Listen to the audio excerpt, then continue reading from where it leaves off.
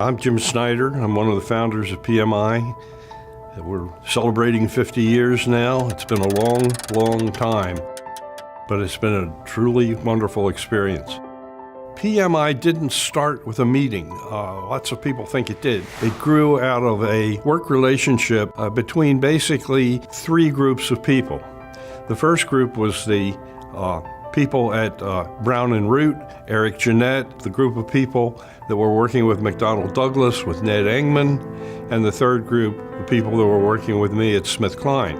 And we were all using project management tools and techniques, and we found that we needed to share some information about those. And PMI literally grew out of the need to exchange information. It was really Ned Engman and a dark and stormy night in Philadelphia when we decided that it was time to stop talking about it and do something. We convened the first meeting of the board of directors on a Saturday morning at Georgia Tech.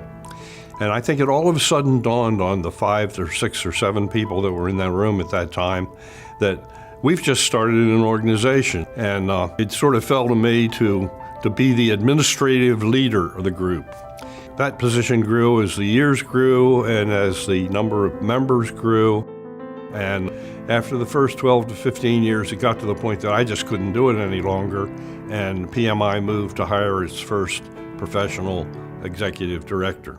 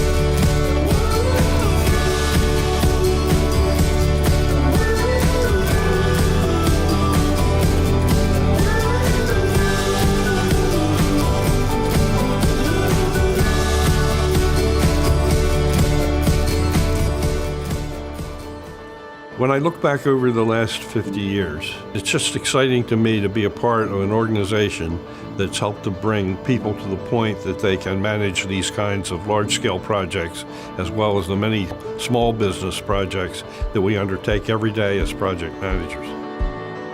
Back in the early 70s, members of the organization quickly realized that PMI was giving them an awful lot, and that it was important to begin to give some of what they had received back to others. And one of the early areas that we started to do that was in giving back through educational programs, and it's developed into the large programs of the Educational Foundation today. Of the fondest memories, it's certainly the people. The project management is all great and good, but my memories of PMI and the things that I cherish the most about the organization are the friendships I've made.